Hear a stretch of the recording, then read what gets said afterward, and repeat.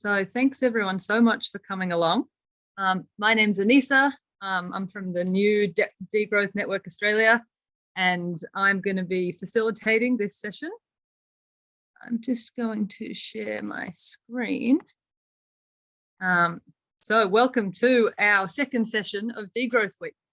And I'll start off just by acknowledging country. I usually work and play on the lands of the Wurundjeri Willem people of the Kulin Nation, but today I'm lucky enough to be down in Moderator in Tasmania for a bit of a semi-holiday. And so, yeah, and all of us are meeting around the country, at least, yeah, on this continent on stolen Indigenous land. And so we acknowledge elders past and present, and yeah, we understand, we do our best to keep learning the history of the country that we're on. And in the context of degrowth, really, yeah, it's people have been living on this continent for thousands and thousands of years before, well, at least my people came along and started focusing on economic growth and consumption and production and all those sorts of things, and screwing it up quite a bit. So yeah, learning from Indigenous ways of living and knowing and being is a really important part of that. And we're lucky tomorrow to be hearing one Indigenous perspective from Mary Graham, which Michelle will be facilitating. So that's tomorrow at midday. And as the network, we'll keep doing that. So yeah, this is session 2 of Degrowth Week. We ended up with a lot of sessions. We got a bit excited. It was originally supposed to just be 2 webinars, I think, but there's so many people from around the continent that we thought would be great to speak, and so many different topics, and it just kept getting bigger and bigger. So thanks so much for coming along, and we look forward to seeing you at a bunch of the other sessions all through the week, especially Friday, where we'll talk about where to from here, more of a discussion. So you can bring in your ideas about what you think we can be doing. Now, I'm sure a lot of you have an idea of what degrowth is, but it is a kind of confusing topic. And so we thought we'd start with just a tiny little definition, and then Anitra and Sabrina will tell us a lot more. But just so we're kind of situated, yeah, it's a set of theories and a powerful and growing social and economic movement that critiques the paradigm of endless growth. And so yeah, we're about moving past the growth of GDP, just focusing on jobs and growth, as they like to talk about some of the pollies here, and scale down the destructive and unnecessary production so we can focus on the things that are much more important. But we are so lucky to have Anitra and Sabrina here today to tell us more. And very quickly, yeah, this webinar series is put on today by us from the Degrowth Network Australia. So we're really new, only this year.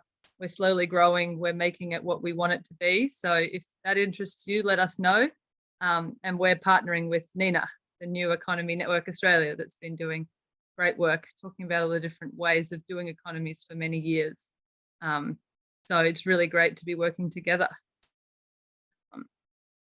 I will stop my share, because now the exciting bit, I'm going to introduce you to our amazing speakers for tonight, who I'm sure some of you will already know. We've got Anitra Nelson, who's been an activist and scholar around degrowth for a long time. It's so good to have her here and have her helping with the network as we grow. Yeah, she's part of the emerging Degrowth Central Victoria group, which meet up in person, which is really nice. And she's authored, co-authored and edited heaps of really good books. One of them, Exploring Degrowth, which is only a couple of years old, was the first book I read on degrowth, and it gave me a really good overview. So I can highly recommend that. And we're also joined by Sabrina, who's been involved in degrowth also for quite a considerable time. She did her PhD thesis on degrowth and plastic packaging, and founded the Brisbane Tool Library in 2017, and is now working in a CSIRO team on navigating sustainability transitions. And she also founded the new International Degrowth Journal. So we're joined with 2 people that have done a lot of stuff. which is really great. And we thought today could be more of a conversation rather than presentation. So I'll be asking each of them a few questions, and then we'll open up to questions and a bit of discussion at the end. So if you want to post any questions as we're going, I'll copy them and can bring them up later.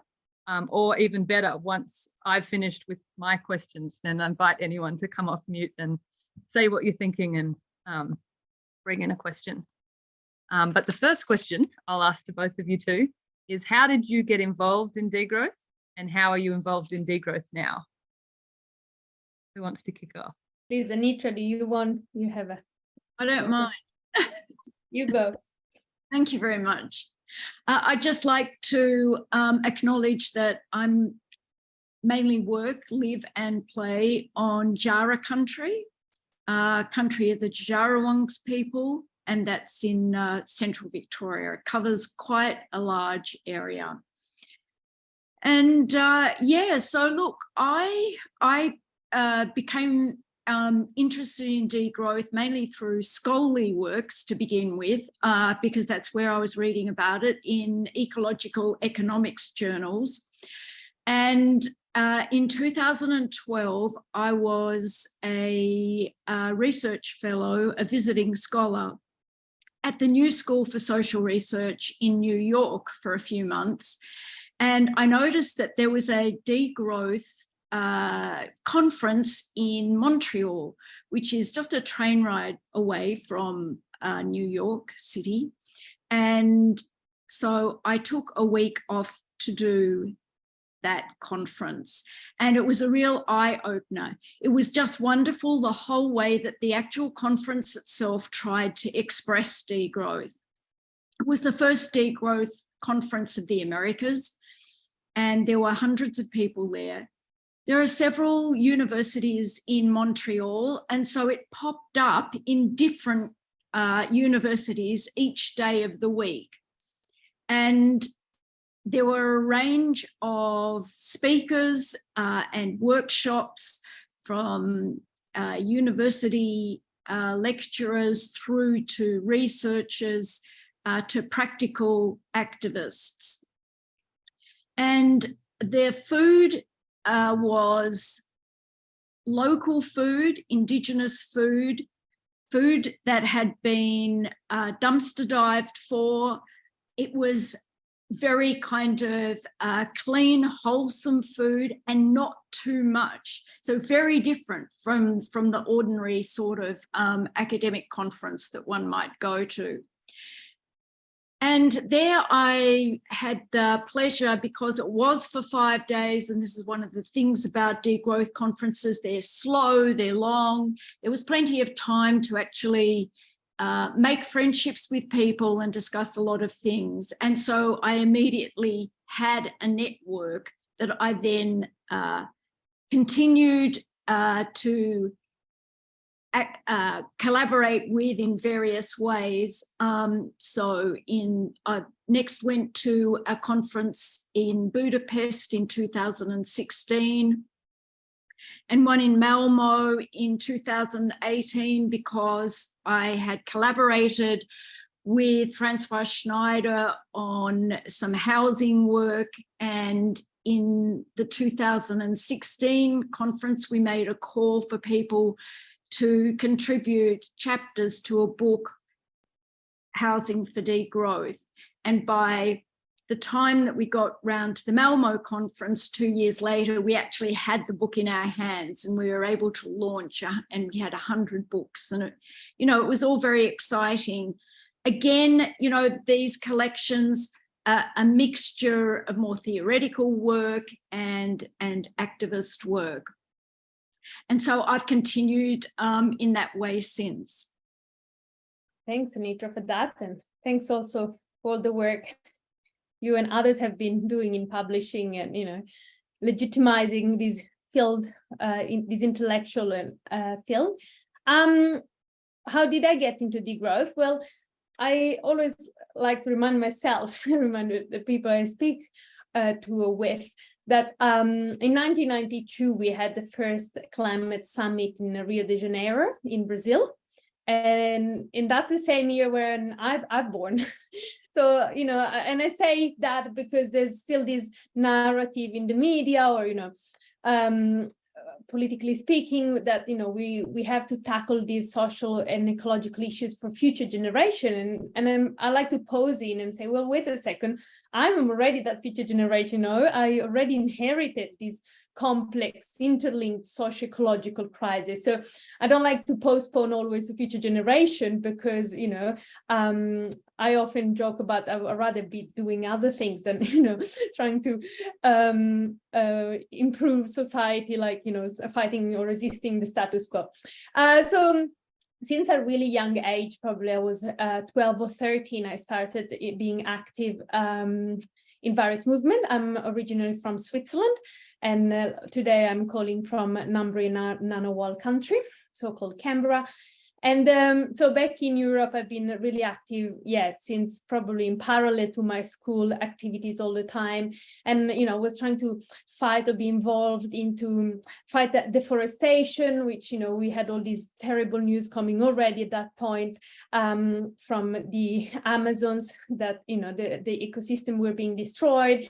But then I equally cared about, you know, marine ecosystems, but, you know, what about the women, you know, women rights and respects and all of that. So there were so many things going on. And at the same time, as unfortunately now in Europe, I was seeing all these, you know, refugees, you know, dying in the Mediterranean Sea, not having, you know, any like social care around this movement that often are the result of conflicts and poverty and so on. So I arrived in my 20s that I already been involved in so many other movements, but they were all very silent. And so I had to step back, because I really couldn't choose, you know, to save, I don't know, whales protection more than some other ecosystem, more than some other being involved in other social issues. So I really stepped back in my 20s, and I had to reflect on what was the cause root of all these issues, right? Because I couldn't choose, and they were all equally important. I had to start reading books, and I don't know, some of the first books I came across were probably the book of Tim Jackson, for example, Prosperity Without Growth, and other, and then when you start opening up that door, there's like no coming back, you know, when you start understanding that the nucleus on how our society is designed with this growth imperative that prioritizes, you know, GDP growth, as you briefly mentioned, or in the business sector, profit over social and ecological well-being, then it's pretty easy to understand that where we really need to work on is redesigning, reimagining, and implementing a new economic system. And then from there, I still try to do it at all levels. So in my academic work, we're thinking, reflecting, and building upon or complementing the work of many other colleagues around the world working on this. I founded the Brisbane 2 Library in 2017 with the idea that, you know, degrowth supports the idea that we have to downscale production and consumption, and that's great, but then how? Our cities, our communities are not designed to facilitate that transition or that access towards, you know, downscaling of production. So 2 libraries and other commons projects where, you know, resources are shared and community recreated around those commons are a small, you know, a living lab of degrowth practices and so on. So then we also we started a degrowth journal, as you said, in 2020. And that was, an important step for us with some colleagues in Europe to create an academic platform to share degrowth knowledge. But the degrowth journal, and you can go and read in the website, but we are fighting against the commodification of knowledge, which is another big topic.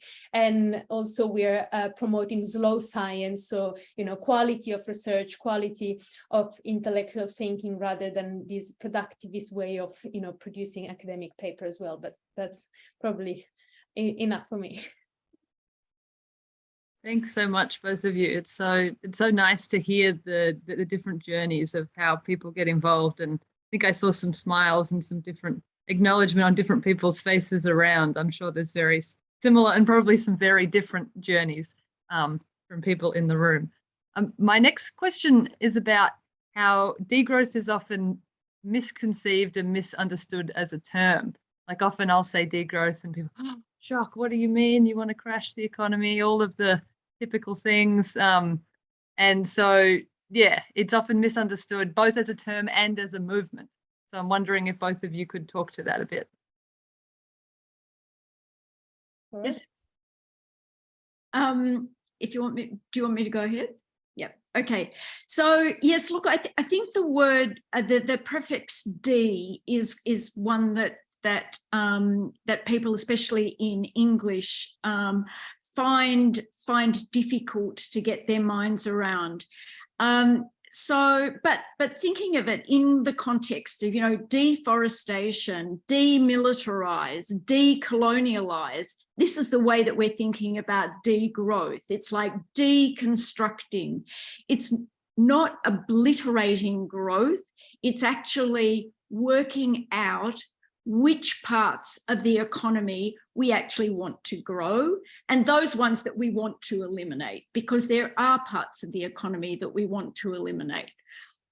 But also that association that's made with austerity, collapse, depression. The point is we are actually in collapse. As Sabrina suggested, she's actually lived collapse more or less since she can remember.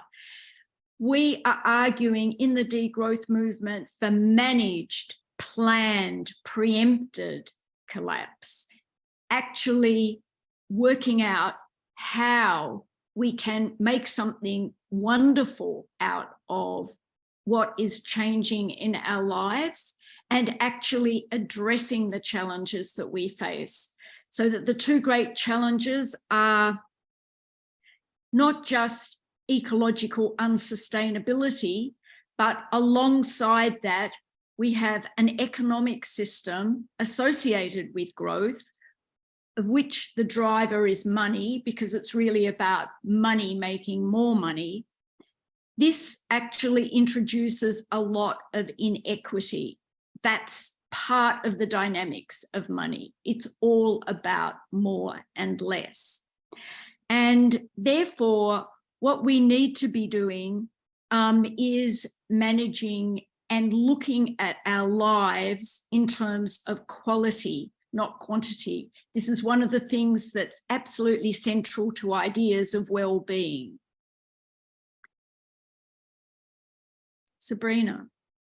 Yes, yes, obviously the resistance or the misconception of degrowth, I come across many misconceptions every day when I speak about degrowth. So I think I was thinking about 4 areas where people are reluctant or confused about degrowth. And I think, first of all, we need to talk about degrowth because we want to degrow, we want to downscale and flourish, downscale, productivity and consumerism, so to flourish, human prosperity in other ways by design. So that's exactly what Anitra was saying, right? Degrowth is about a voluntary and planned downscaling of the economy so that we can prioritize some areas of society that would leave us with more social and ecological prosperity. So the point today that we have to understand is that we either degrow by design or by disaster, right?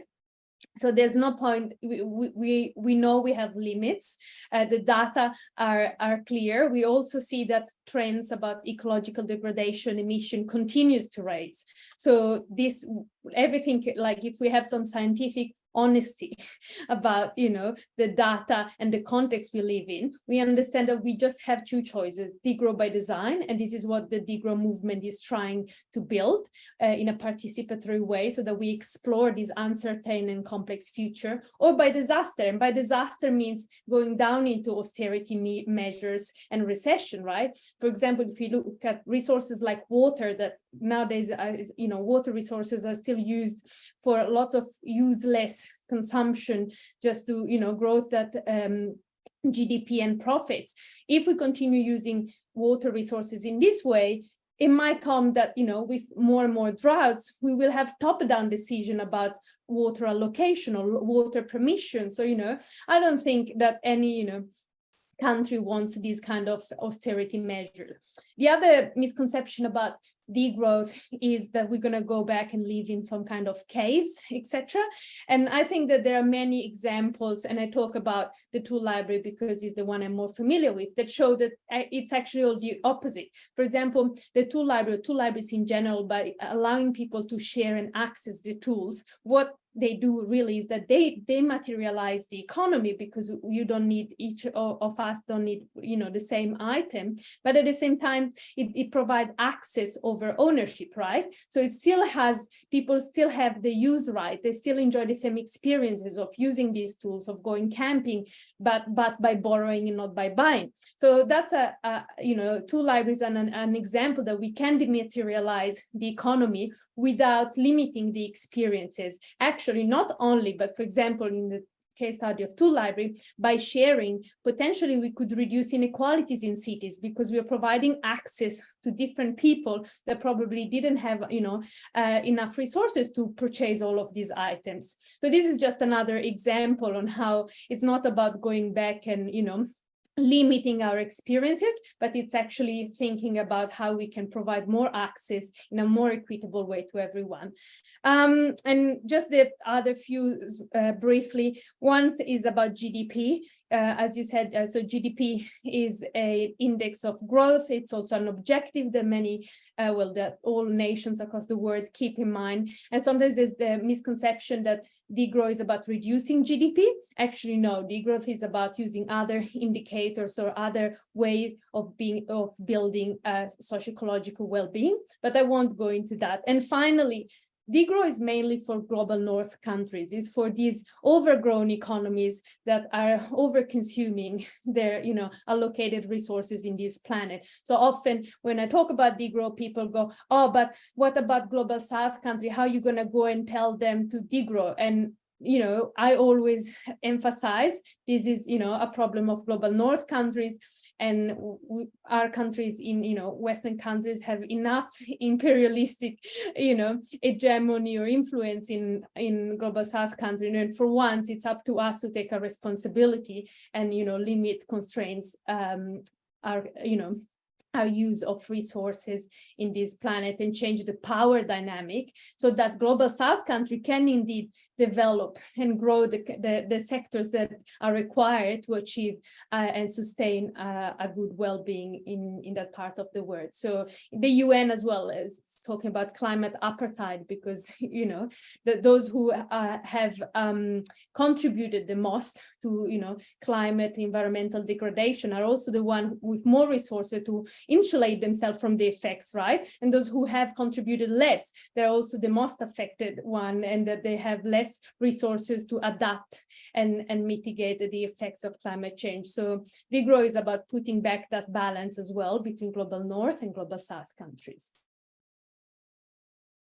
Yeah, thanks both so much to both you and Sabrina. I love that last context. I think when people freak out a little bit about the idea of kind of contracting the material economy and stuff, to kind of remind people of the global equality, and that, you know, a lot of us in a bunch of countries have had a lot more than we've needed for a long time.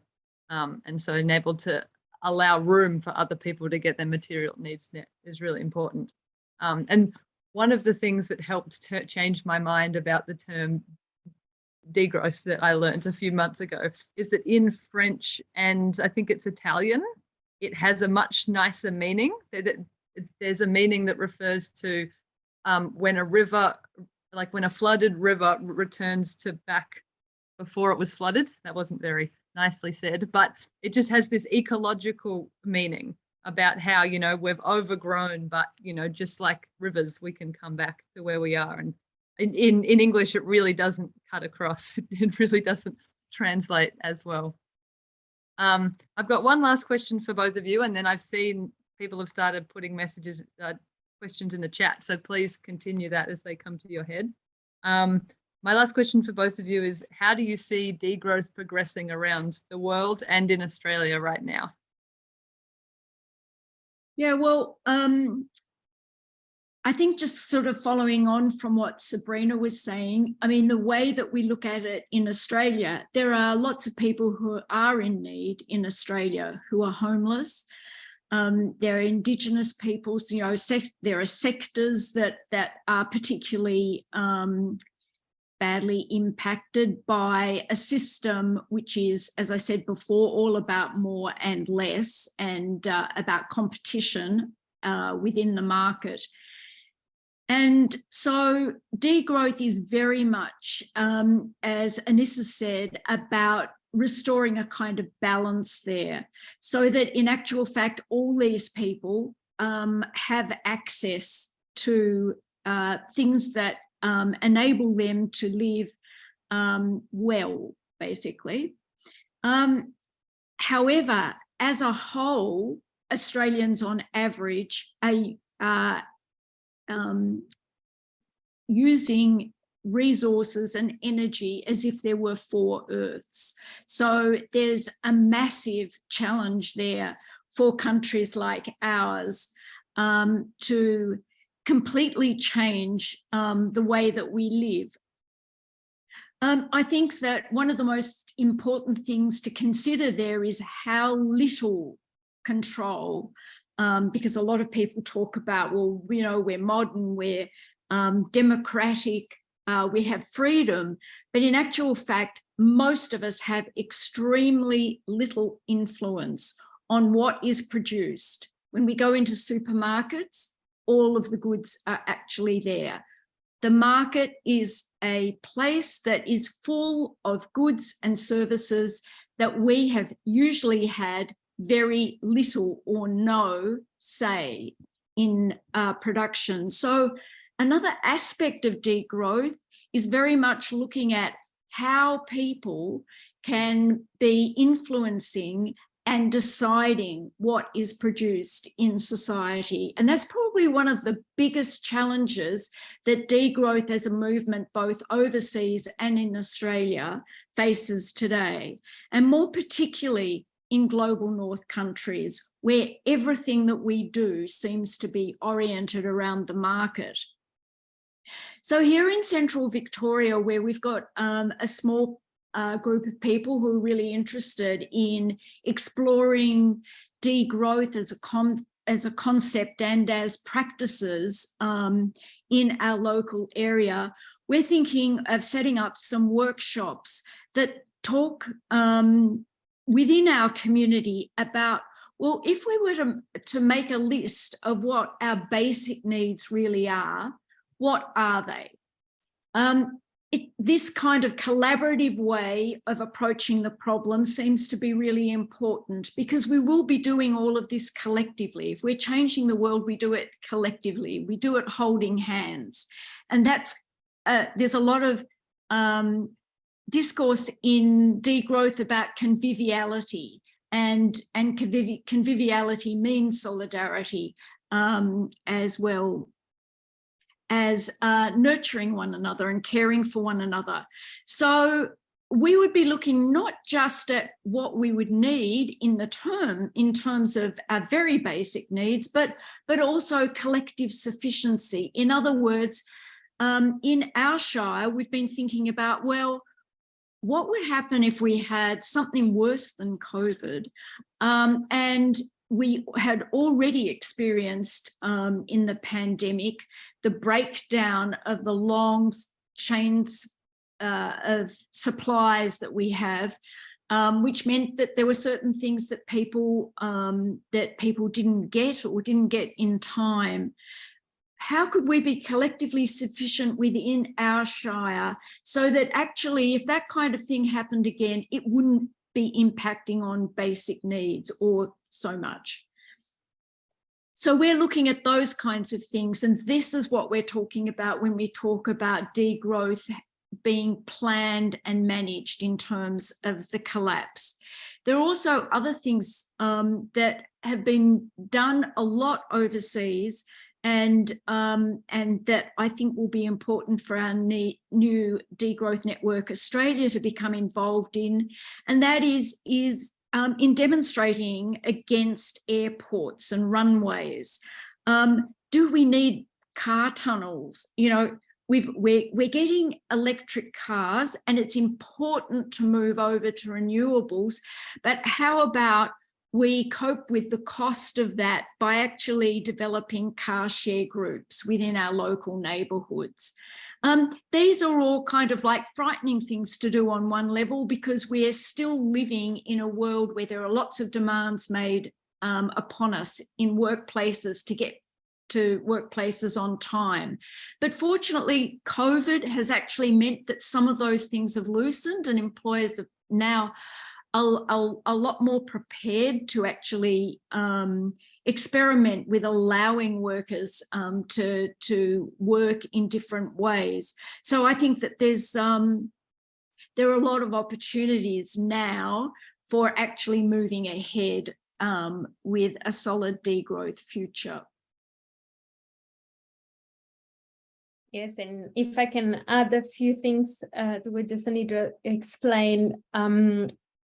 So the facts, like, again, are pretty clear. If we look at systematic literature reviews, there's more and more academic material being produced. There's, like, for example, I was rereading this paper called Exploring Degrowth Policy Proposal of Nick Fitzpatrick, Timothy Parikh, and Ines Cosmes.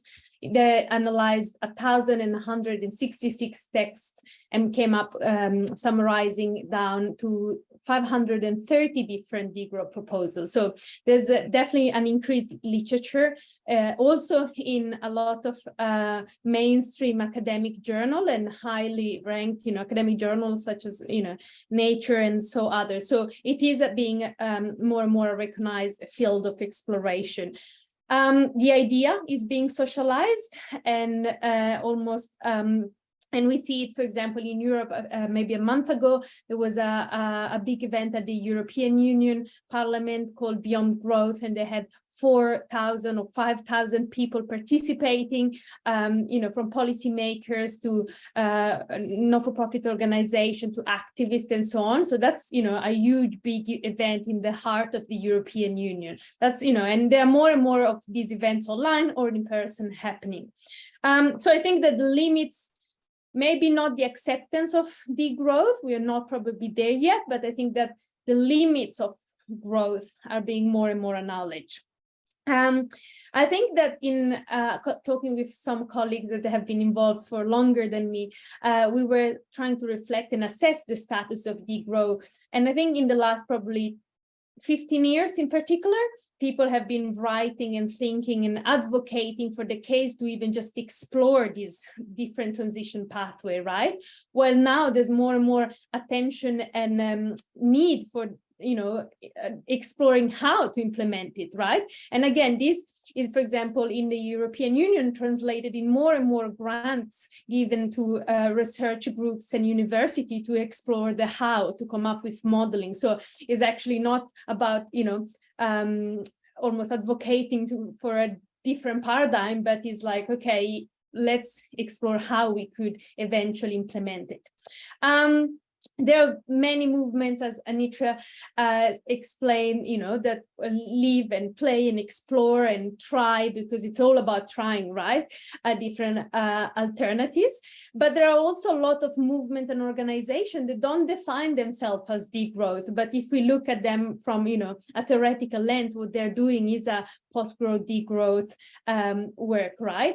And, there are lots of cooperatives that have been there before even, the degrowth word emerged. There are a lot of cultures across the world that have different ways of, organizing society that is not growth driven, indigenous cultures here, so there are many different movement cultures that, although they don't adopt that degrowth, and I feel we don't want to impose that, terminology on them if they don't want to use it, they align strongly with some parts of the degrowth. But as the degrowth, intellectual current and movement emerge, so does the resistance, right? And, there's like IPCC reports, and one is about transition, and it was chapter 17, but I can't remember which report was it. I think the 5th report. Anyhow, the IPCC report also states that there is more and more resistance from lobbies, from groups that have interest in the status quo, right? To refuse, mislead, and push back into this alternative pathway. And so finally, and maybe probably it connects with one of the questions that I just read, why don't we call it regrow, and why we call it degrow, and degrow, that, you know, sometimes it comes a bit as a harsh term, or it's more difficult to digest for some people. But I think that I often adopt degrowth first because it's a legitimate word, right? As Anitra said, decolonialism, deforestation are all words that, you know, have a positive connotation because it's about preserving socio-ecological well-being. But second, I think degrowth is really, it's harder to co-opt, right? And we can see that the growth-driven capitalist system has the tendency to co-opt, you know, terms. Sustainability once used to be a term that had, you know, wanted to offer a different vision than the status quo, but it has been co-opted. So, you know, that then sustainability, we can see the circular economy. Recent papers as well have looked at the circular economy literature, and 80% of the definition was Martin Callisto paper. I can't remember, but Martin has published a lot on circular economy at Degrowth. A lot of circular economy discourse is around green growth, is around solving, you know, the problem with more technological advances. So these eco-modernist solutions keep co-opting every facet of sustainability, but degrowth is really hard to co-opt. So I think that's the strength of, you know, of remaining pure to, you know, some kind of theoretical background that literature at least offers. Thanks so much to both of you. And yeah, to Sabrina, that's my favorite. That's what drew me to degrowth, is its inability to be co-opted. I'm sure many in this room share the experience of trying to do environmental sustainability activism all over the place, and you just keep coming up against things that people are using the same words, but they are not talking about the same things. And so to be able to have a core that you can come back to, even if it's not the first word that you use with, you know, your uncle over Christmas or something, you still have that core idea. And to me, that's why the Degrowth Network Australia is so exciting, because it's a place that we can come together with other people that share that core idea and then work out what to do, rather than spending so much time trying to, you know, convince people that renewable energy isn't actually so renewable because of all the mining and et cetera, et cetera, et cetera. So yeah, the co-optability. Anitra, did you want to add anything else on that, or there's some great questions in the chat. Just before we go there, I was really pleased that Sabrina brought up the literature review that had been done by Nick Fitzpatrick, because he comes from New South Wales. He's living in Europe at the moment, doing a PhD. But I think that one thing I didn't mention was that even though, as you say, Anisa, we've just started Degrowth Network Australia, there've actually been a considerable number of Australians who've already contributed to degrowth and have been doing so, you know, over the last 10, 15, 20 years. Yeah, definitely. And maybe, I don't know, this is making me think of a reading list that we can send around to people at some point. I mean, at one point, we will have a website up for the Degrowth Network, but slowly, if you want to help us, jump on board.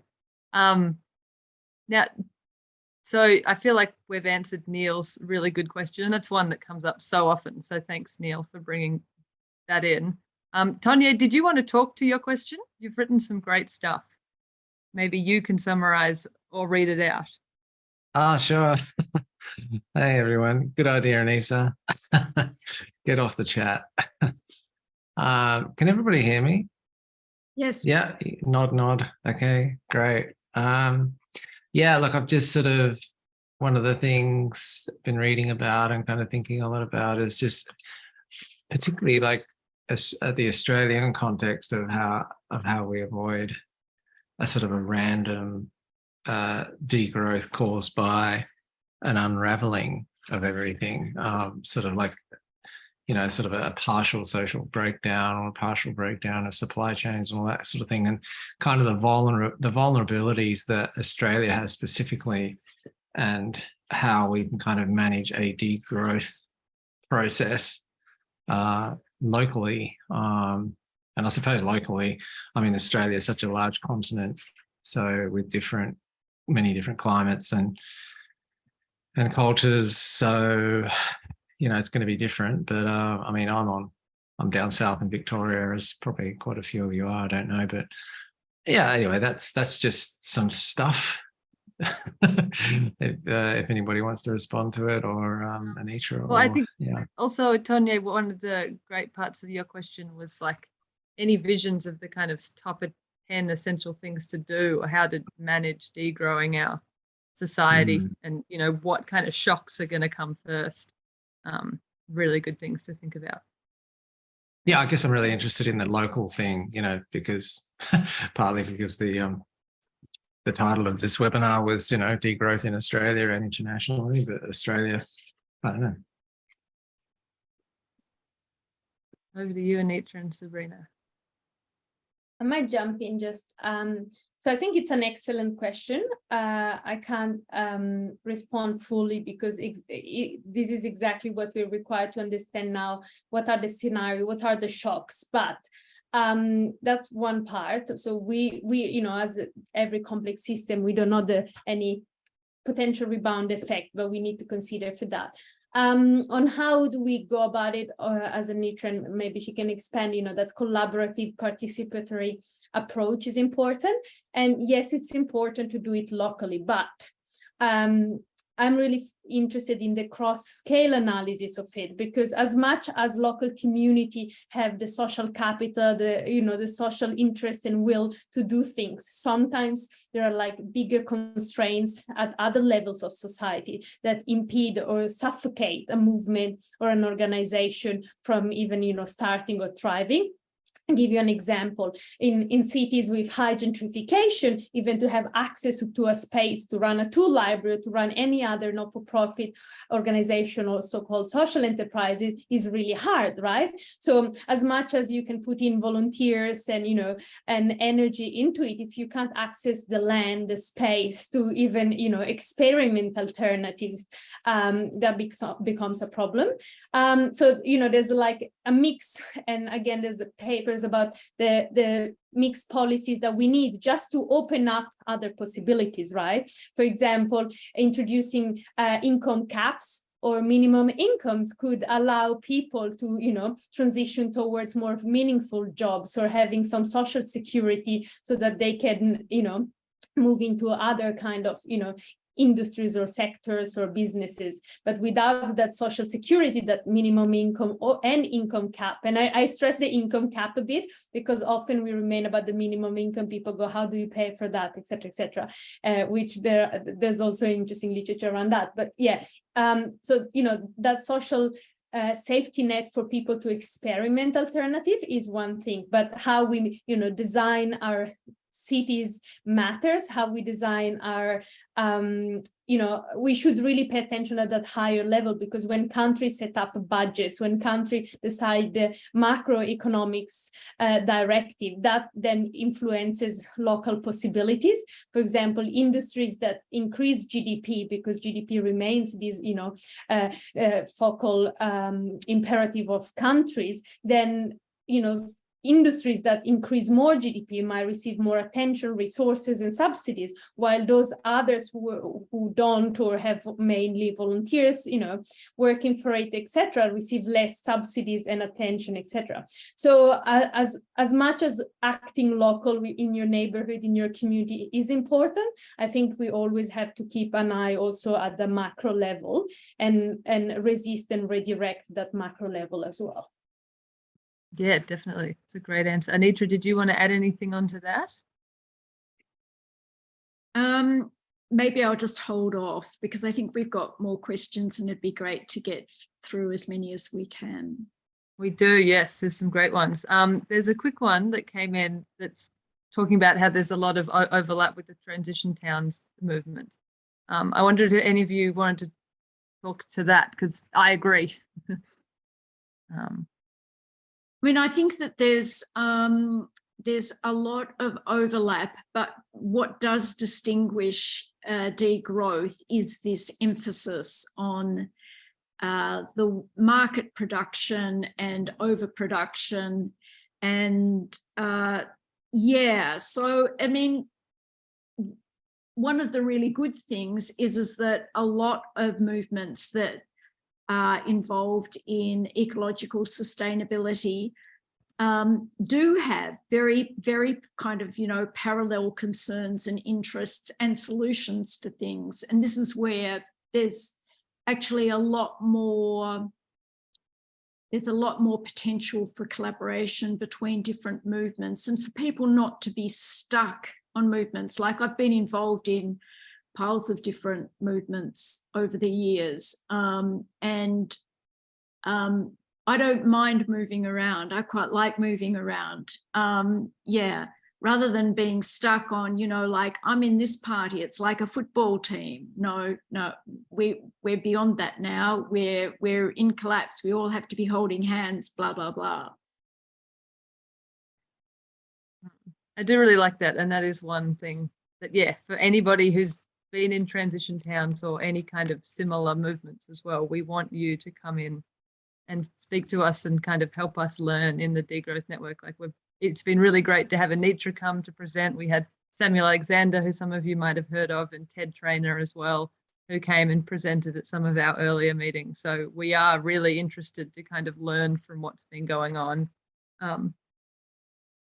I might move on to the next question that came in from Karen, who talks about Pablo, I'm going to butcher this, Servigne, who co-authored How Everything Can Collapse, says in a documentary called Once You Know that experimenting with direct democracy now gives places a chance to work out how to decision make and lead before things get worse.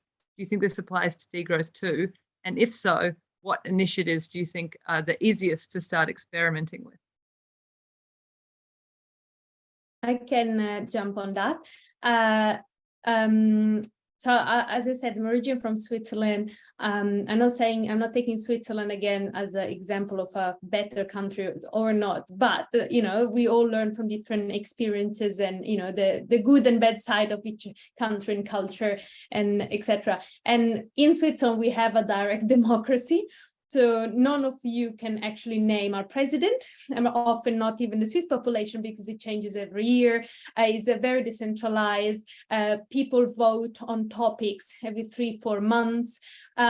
So, you know, there are many limitations around that system as well, but it is more of a participatory democratic system that, you know, a small incremental improvement towards, you know, that direct democracy that was mentioned in the question. So I really invite you, for example, just to explore, and that is at the national level. Then I know that there are, like, you know, groups and communities that self-organize in different ways.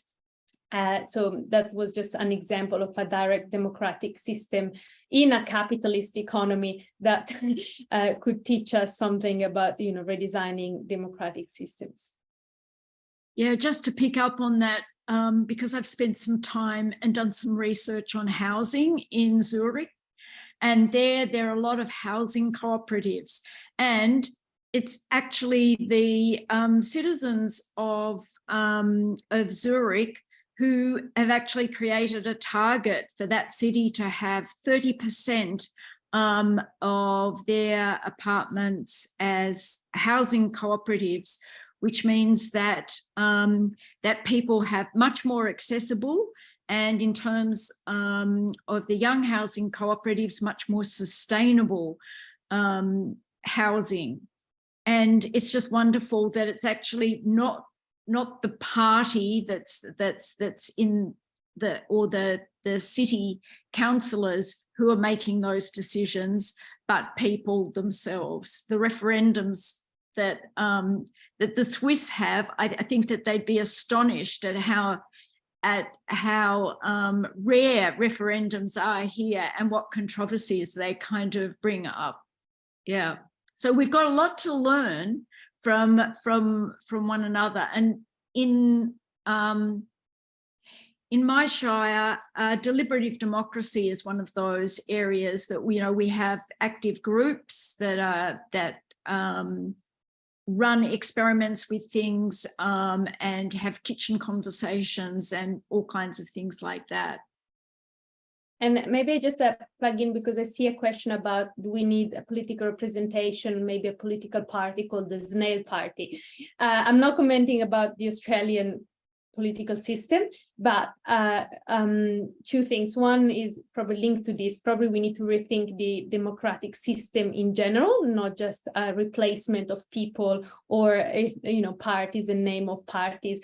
And the other thing, and again, Anitra wrote about it, is sometimes the Degrowth movement like to be informal by design. They don't want to be institutionalized. So that's another, big literature in Degrowth. So yeah, I personally don't think that just a party would be enough. So we need to be more courageous about rethinking the governance of our societies. And maybe briefly to just add on to what sort of things can we start doing now? Like, if you're not part of a local group, join a local group. Practice making decisions with other people about, maybe it's a community garden, maybe it's a political party, maybe it's something else.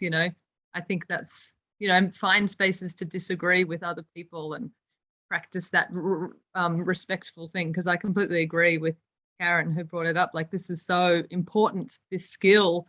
And I feel like as, capitalism and now neoliberalism is privatizing every part of our life, where you don't even need to know anybody, you just need to have money and you can get your needs met. Like, we need to be relearning these skills of negotiation and decision making. So get involved if you're not already. It can be really fun. It can be really tiring and annoying, but it's good to practice. Now I'll go, there's a good question from Terry, and then Michael, I see that you've got your hand up, so I'll come to you after Terry's question. I'll just read it out. So Terry's asking about the decision of the German government to put off a ban on oil and gas residential heating systems. So the argument that's been put is that these are half the price of heat pumps, and so the government is worried about reactions from the voters, especially in view of the far-right push. And the sense of all this is that the ordinary punter is not ready for degrowth if it means anything real. How do you think we can work on this kind of popular resistance? And Terry also adds that he'd be interested in knowing how the cooperative housing you've written about, Anitra, has dealt with heating in their buildings.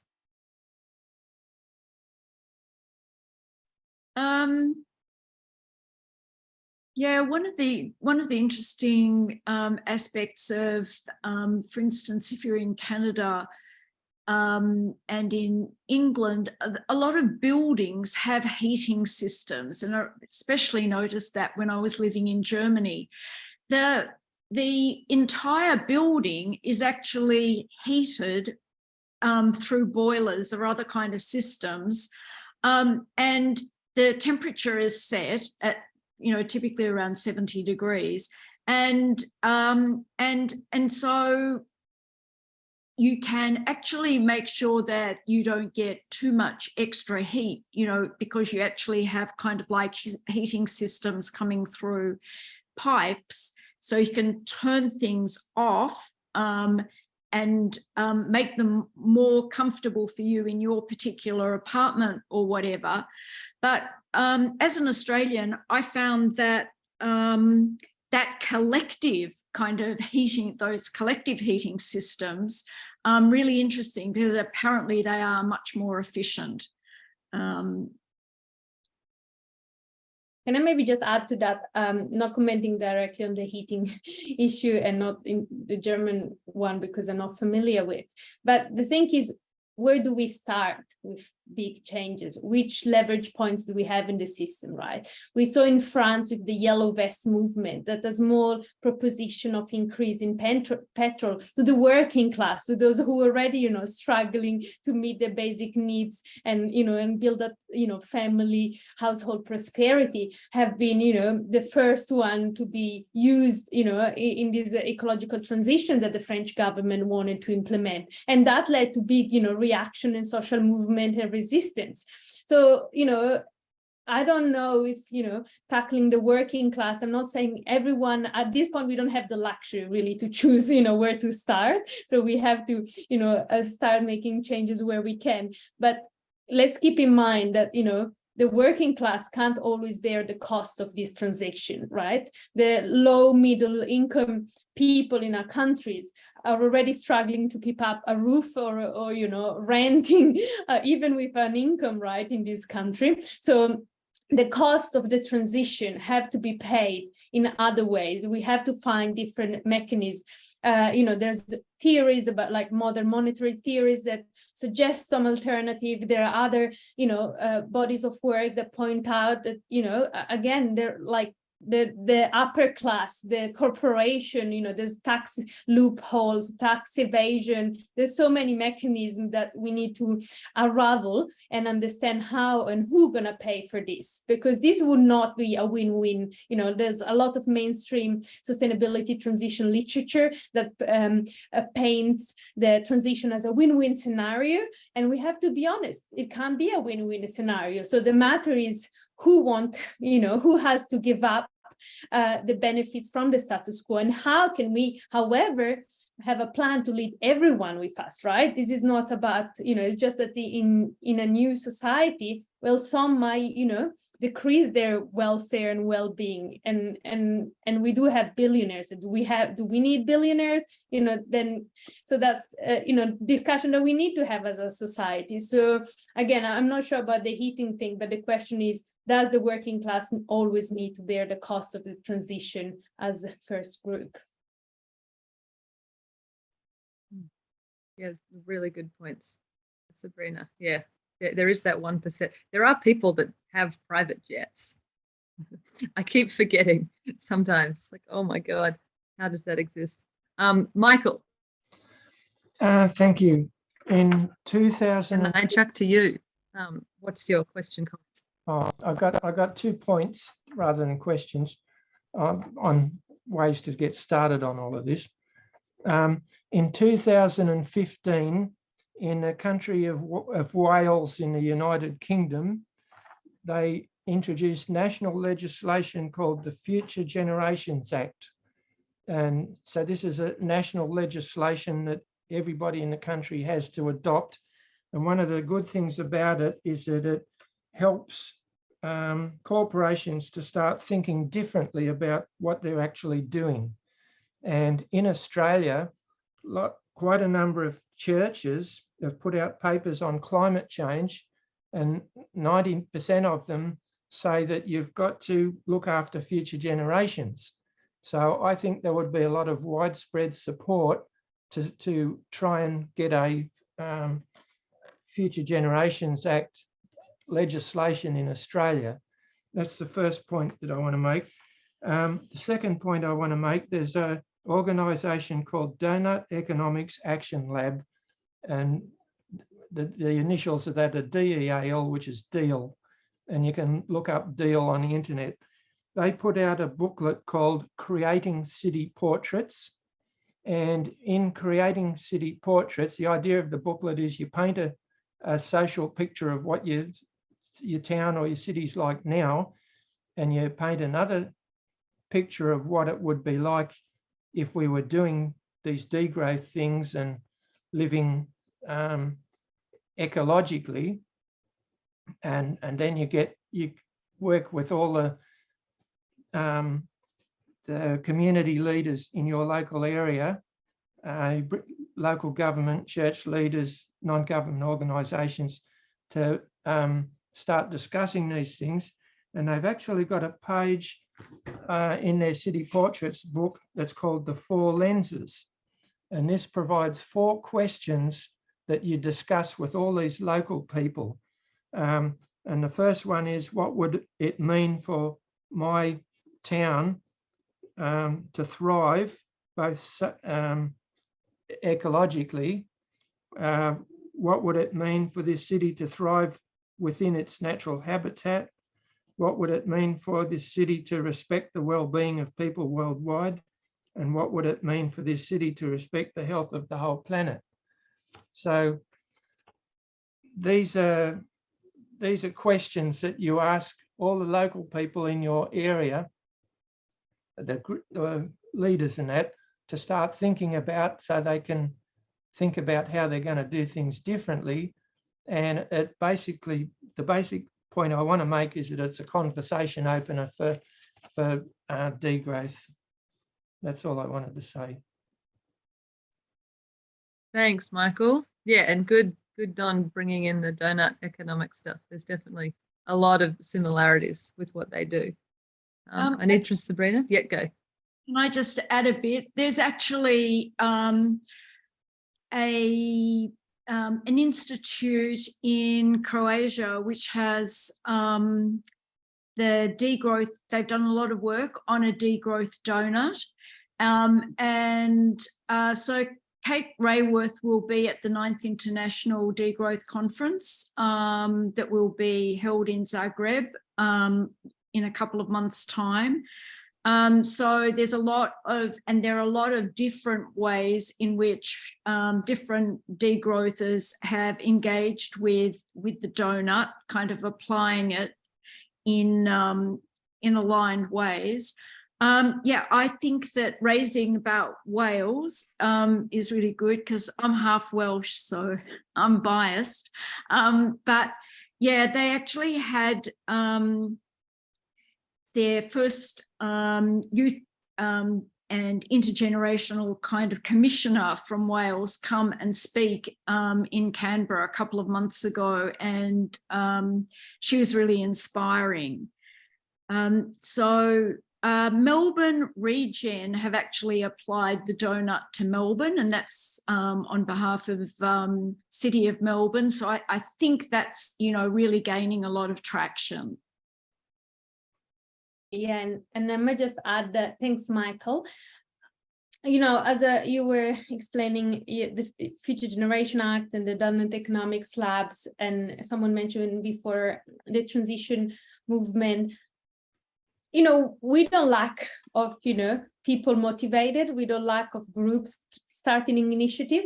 And I think this is the biggest threat to the status quo. And I think, you know, if there's one thing, one message that I try to remind myself, and hopefully sometimes I share, is that the most important action or responsibility we have today is really keeping alive the idea of a different word, you know, the imaginary, that another word is possible.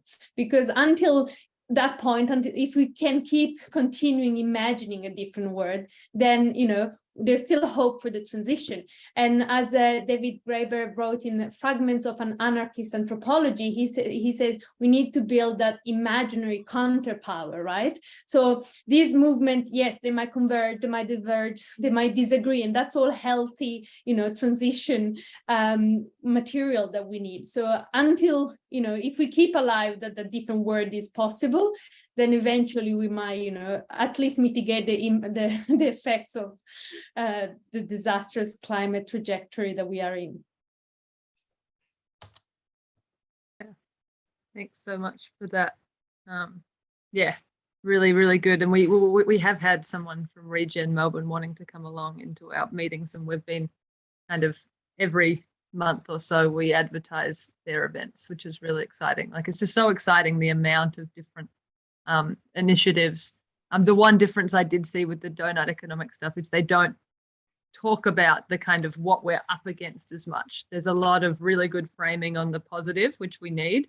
But then I also think we need to, yeah, remind ourselves of kind of all the things that we need to stop and limit and educate each other about, because the reality is coming. And on that, I might go to Alex's question, who's from Flight Free Australia, is asking how much of the climate imperative to degrow can be achieved by better regulation of pollution. For example, getting rid of subsidies for polluters. Have you thought about the freedoms issue raised with certain pollution sources? For example, SUV owners, flyers, where there isn't a non-polluting alternative. I'm trying, sorry, it's like I've been in many Zoom webinars, but you definitely beat everyone on length of comments and questions. So I'm actually lost reading. We can make a booklet out of all the things.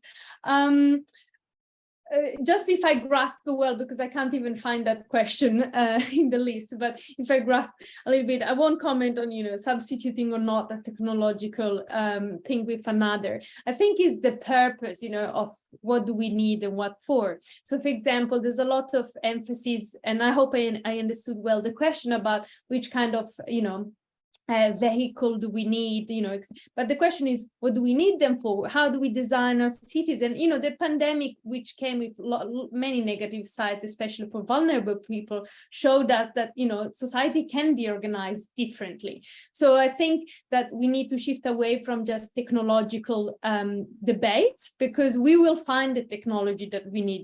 We have amount of data that we never had before. We have all this efficiency, but the problem, and this is what relative decoupling and green growth advocates. They just think that replacing one technology with another, which is more efficient, will resolve the problem, right?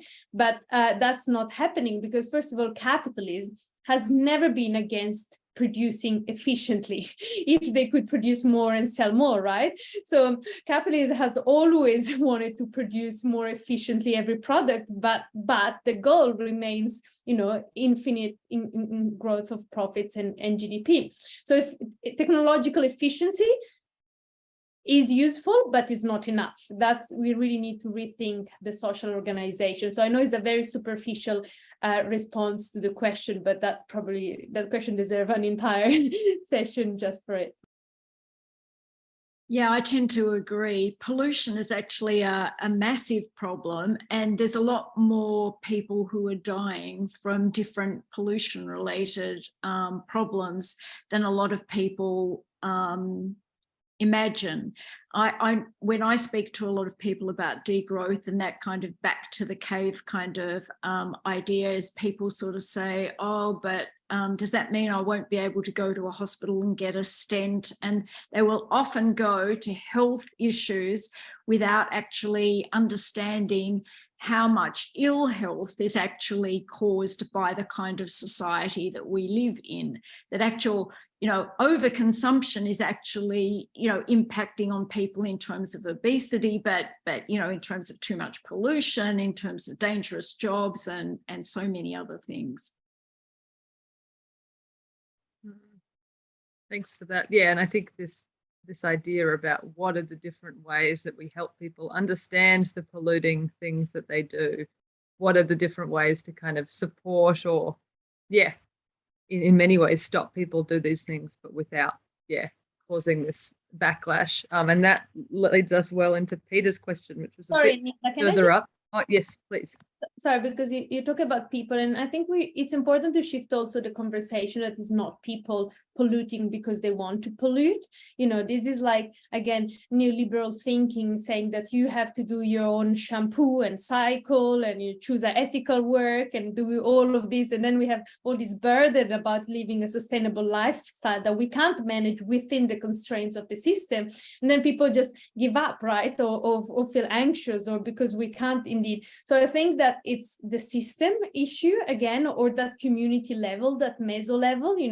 I don't need to do my own shampoo and grow my own pumpkin and cycle if you're growing the pumpkins and I do the soap and we swap, or some kind of alternative social relationship in there. So I used to, when I was really young, I used to really get angry at people. I was like, can't you understand it? But then people have also other commitment constraints. So I think that understanding that is a systemic thing would alleviate at least, some anxiety from people. Thanks for that, Sabrina. Peter asks, in light of the urgency and magnitude of the changes highlighted by the degrowth movement, what do Anitra and Sabrina see as the key drivers of the transformation we need? Big question. Key drivers. If I were just to sort of point to something that we're doing in our area, we've developed over the last year a community climate transition plan, just up until sort of 2030 for the time being. We've got different working groups. There was one that was called New Economy, but it's actually renamed itself Regenerative Economy, which I think is kind of like very positive. And also there we've got, we're talking about degrowth within that climate transition plan, which I think is probably makes it a little bit distinctive from other community climate transition plans that I've seen in different shires throughout Australia. So for us, and there are quite a few of us that are interested in all of this here, it's really good because this gives us a platform to really kind of start, and we've got a deliberative democracy kind of working group. All of those just kinds of different ways, different parts of the community can actually mobilize towards addressing these things. We have repair cafes and we're doing things about waste and that kind of thing, but we're also trying to always remind ourselves about what we're achieving, because it just seems to be such a massive kind of transition that we need. And I think all of those kinds of processes are quite important too. And I think that, if again to go back to the root, deciding about one first step, it would be to understand how our economic system works. And if you do understand it, then share that knowledge, share, the books, the publication, the presentation, because I feel once we understand that every activity that our society has nowadays is implemented just to grow the economy for growth's sake. If we start just understanding that, unpacking how the system works and explaining to people what GDP is, right? Because we don't really understand what the gross, domestic product is, or how it's used, or what does it contains or doesn't contain, in terms of externalities. During the pandemic, again, we could hear all these like, oh, growth and GDP is not increasing as much. And then people they were just stuck at home with issues. So I think unpacking, unraveling what the economic system does and doesn't, it gives already a good platform for people to then, open up curiosity around alternative. But I think that we really need to educate on the economic system, because it still remains an undemocratic field, a very gray field. People, there is this idea that it is too big to understand, too complex, and is up for the expert to manage it. So I think we have to democratize the economic understanding of our society. Yeah, definitely the education. And I think, when we're thinking about key drivers, to me, that's such a hard one, because often to me, it comes into my mind, what's the easiest one? Which button can we just press, and which one policy will then override and change everything that we need?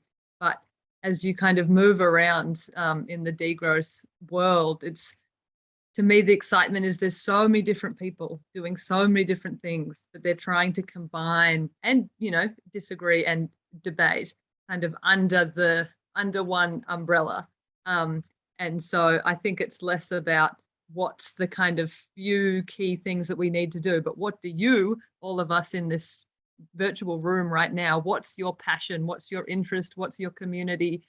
Because it's going to take thousands, millions of us kind of spending a lot of time organizing and discussing and educating and building our own tool libraries. And yeah, someone said, shutting off their fridge. There's a whole bunch of really amazing things that we need to be doing kind of all at the same time, that will build off each other if we're going to get any of the change. And I might check in the chat as well. Somebody just did an amazing degrowth. Is that Anisa or is it me? No, I think that's Anisa. So I think someone did actually just put into chat the URL for the degrowth spreadsheet, and that's actually Anisa. And that's really worth looking at, because you'll be able to see hundreds of groups around the world that are you know, and all the details of how to go to their websites, how to get in touch with people there. It's a fantastic spreadsheet, which is full of groups that are involved in regions, but national groups and some international groups that are involved with various degrowth topics. Maybe we've lost Anisa altogether. I'm currently in Tassie, a community, a little community hub. So you can't always expect the best internet and that sort of stuff. I'm trying to think. We've got about 8 more minutes until we officially said that this would end. Although I'm definitely happy to stay on later and have a bit more of a discussion if people want to, once we've finished the recording, kind of, you know, talk about ideas or any other questions or any of that after it's done, because it always is a bit, you know, it's so wonderful that we can get people like Anitra and Sabrina to answer lots of questions with all of their knowledge and experience, but also we want to hear what you are all up to and what you are all thinking, and move past the kind of panel of experts way of doing things. Terry, did I see you put a hand up? Yeah, I'm wondering if I could say something about Alex's question and come back to some of the things that I asked about before. I mean, I think I totally agree with what Sabrina said, that basically within the framework of a market capitalist economy and looking at the sort of social democratic regulation of that economy, what we have to do now is to try and, you know, make sure that the burdens don't fall on the working class as we're making a transition, and to get the political support of the working class, it's absolutely necessary to do that. My only question with what Sabrina said would be about whether it's actually politically feasible to get that going, you know, in terms of taxing the rich or modern monetary theory or any of those ideas. But what I'd also say to Alex's question is that there's always a trade-off within the context of a capitalist market economy between, basically the only way to save the environment is to regulate capitalism. The minute you try to do that, you have effects on ordinary consumers who feel that their freedom is being affected. From an ethical point of view, I don't have any problem with that. I'd like to ban SUVs, even to ban plane travel, you know, like I'd be quite happy to do that, but politically it's a big problem. And on my kind of long-term kind of relationship to these issues is to say we need a totally new kind of economic system. And, you know, I'm in favor of the gift economy. I think people should be in voluntary collectives making decisions about production and consumption with communities that they're producing for, and so on. And in that context, I think it's quite feasible that people who are now making planes and making SUVs would be going, no, this is really not good. The community doesn't like this. We're destroying our environment. We need to do something differently. We should be producing something else. And so then the consumer who thinks, oh, I'd love to have an SUV, they don't actually get that choice.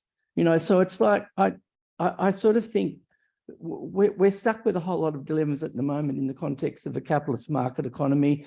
And we have to work with that situation because that's where we are now. But in the long term, I think there is a way around these problems. Sabrina and Anitra, did you want to comment on that and maybe make any kind of closing comments for the formal part of tonight?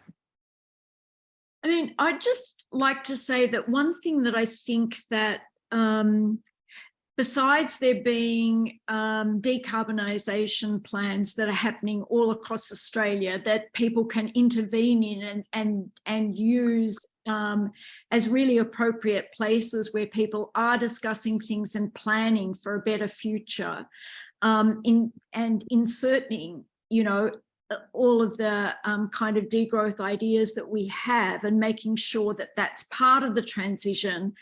There's alongside global heating is that we've got all these disasters that are cropping up that are likely to happen, and we know that El Nino now is likely to present a big challenge, and disaster planning in terms of communities being prepared for floods and fires are another area where I think people can find other community members who are really kind of like open and interested in working collaboratively about us having a new kind of future, which is less individualistic and all about, you know, just particular people taking responsibilities, but rather seeing us all as having to be a lot more responsible about numbers of things that we don't know are going to happen, and we want to be prepared nonetheless. Yeah, so, you know, again, I don't want to enter, I'm trying to stay away from the SUV discussion, but there is also another comment around consumerism. So I think the first another invite I have here tonight is we have to shift the conversation from consumerism to productivism. Again, you know, there are so many items injected into the market that we never even thought we needed, you know, like selfie sticks, etc., right? So let's start, you know, looking and exploring what can we do to tackle productivism before doing consumerism. And my reason of saying that is that, you know, banning some certain goods, be it a car, be it something else, it's dangerous because we come, you know, so often from a position of privilege, but, you know, we might, you know, think that some people that have that car is all what they have, right? That social status is just what keeps them, you know, healthy, etc., in a oppressive system. So I think if we redirect towards, you know, in industry stewardship and productivism and see how we can, you know, regulate that, then we can work our way on the other side. And I guess privilege, again, is a big, you know, thing to keep in mind, that when we think that, you know, we can just work from home and everything. Yes, you can work from home if you have a nice home, if you have a welcoming space, if you have a safe space, right? So I think that in the degrowth movement, because it comes from the global north, we always have to keep in mind and recheck our privilege when we, you know, come up with a solution or a potential solution. Thank you so much, Anitra and Sabrina, for giving that, and thank you so much to everyone who's come along and your really great questions and comments, and all of the work that all of you do. Like I said, you know, there were so many great conversations in the chat and people talking about, you know, other parts of this work that's so important, you know, dealing with our grief and all of these really important things that I think lots of people in this room are already doing, and will hopefully increase our activity as we work together. I'm going to close the formal part of this session by reminding all of you that there's still, I think, 8 more webinars to go. So hopefully you're excited to be on the internet for the rest of the week. My favorite thing to do is to plug in while I'm doing the dishes or weeding the garden. And so we really look forward to seeing you and all of your questions and the discussions that come out of it. One I'm especially looking forward to is Wednesday morning, where getting along the Crazy Town, people from the Crazy Town podcast, which will be a bit of fun, a bit of laughter in amongst all of this, you know, sometimes really difficult things. So if you're up for a laugh, tune in on Wednesday morning. And Sandy's chucked in the chat that us in Melbourne on Kulin Nation country, we're going to hold a Degrowth Spring Festival. So for those of you who live nearby or want to hop on down, come and join us. We'll be kind of showing all of the action of how this is and celebrating it and having some discussions and swapping some seeds and all those sorts of stuff. So that's on the 8th of October. And I think that's it. So I'll stop the recording. And if anyone wants to hang around for a bit of a chat, then please do.